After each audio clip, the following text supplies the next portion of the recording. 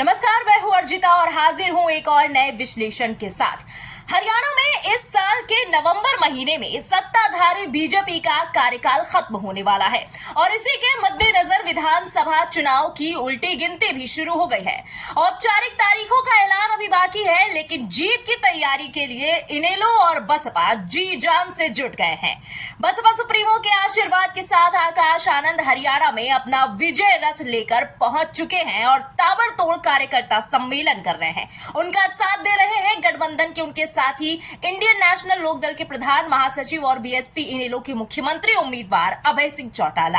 इन सम्मेलनों में जहां बीएसपी सुप्रीमो के उत्तराधिकारी और पार्टी के नेशनल कोऑर्डिनेटर आकाश आनंद एक बार फिर अपने पुराने आक्रामक और तल्ख लहजे में नजर आ रहे हैं, तो वहीं अभय सिंह चौटाला भी पूरी तरह चुनावी जंग लड़ने के मूड में दिखाई दे रहे हैं, जिसकी बानगी हाल ही में उनके भाषण के दौरान नजर आई जो उन्होंने कार्यकर्ता सम्मेलन के दौरान दिया।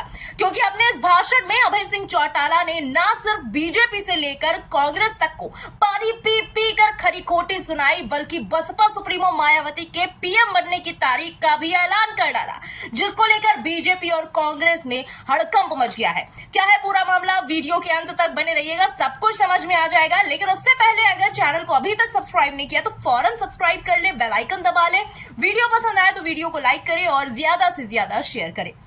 तो चलिए शुरू करते हैं और जानते हैं कि आखिर अभय सिंह चौटाला ने बसपा सुप्रीमो मायावती के पीएम बनने को लेकर ऐसा क्या कहा जो हरियाणा में नहीं बल्कि पूरे देश की सियासत में उथल पुथल मच गई है और साथ ही अखिलेश यादव की भी आंखें खुल गई हैं। मौका था हरियाणा के यमुनानगर विधानसभा क्षेत्र के जगाधरी में आयोजित हुई बहुजन समाज पार्टी और इनेलो गठबंधन के कार्यकर्ता सम्मेलन का, जिसमें शामिल हुए बसपा सुप्रीमो मायावती के भतीजे और पार्टी के नेशनल कोऑर्डिनेटर आकाश आनंद, साथ ही इंडियन नेशनल लोकदल के महासचिव और इस महागठबंधन के सीएम फेस अभय सिंह चौटाला। खचाखच कार्यकर्ताओं की भीड़ से पूरा हॉल भरा हुआ था। वहीं पार्टी के जयकारों के बीच आकाश आनंद के भाषण से सम्मेलन की शुरुआत हुई। हमेशा की तरह आकाश आनंद एक बार फिर जुबानी तीर छोड़ते हुए बीजेपी और कांग्रेस को जख्मी करते नजर आए।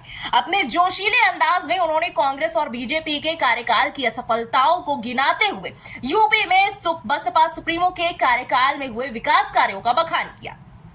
इसके बाद अभय सिंह चौटाला ने अपने भाषण की शुरुआत की। अपने भाषण के दौरान अभय सिंह चौटाला ने शिक्षा से लेकर बेरोजगारी तक और किसानों के मुद्दे से लेकर लोकसभा चुनाव में बीजेपी को मिली करारी शिकस्त पर धमाकेदार बैक टू बैक जुबानी हमले किए और तो और बीजेपी और कांग्रेस को एक दूसरे की पूरक टीम तक बता डाला, यानी कि इनडायरेक्टली ये कहने की कोशिश की कि कांग्रेस खुद बीजेपी को जिताने का काम करती है।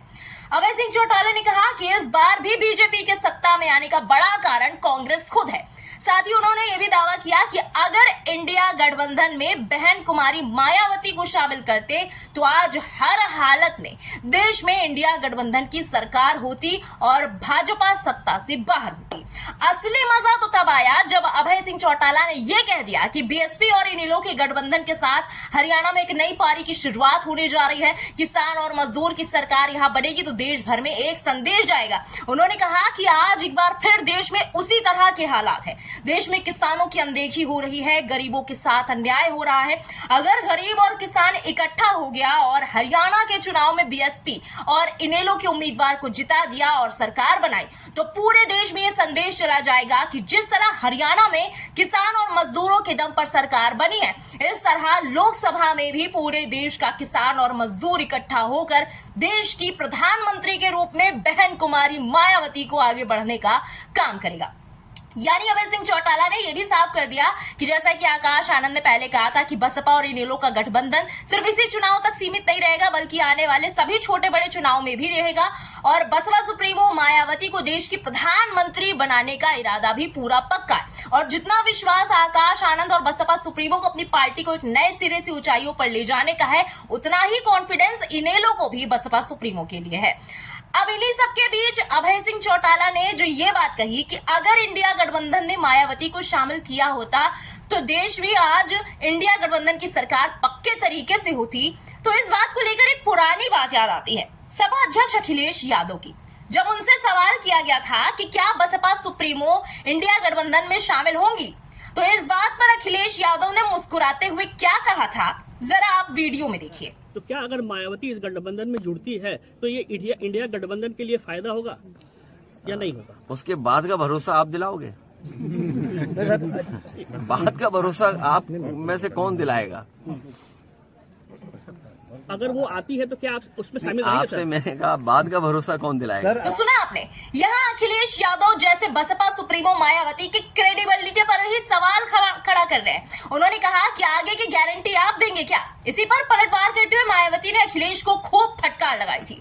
अपने एक्स पोस्ट पर बसपा सुप्रीमो ने लिखा था कि अपनी और अपनी सरकार की खासकर दलित विरोधी रही आदतों, नीतियों और कार्यशैली आदि से मजबूर सपा प्रमुख द्वारा बीएसपी पर अनर्गल तंज कसने से पहले उन्हें अपने गिरेबान में झांककर देख लेना चाहिए कि उनका दामन बीजेपी को बढ़ाने और उनसे मिलजुल के मामले में कितना दागदार है।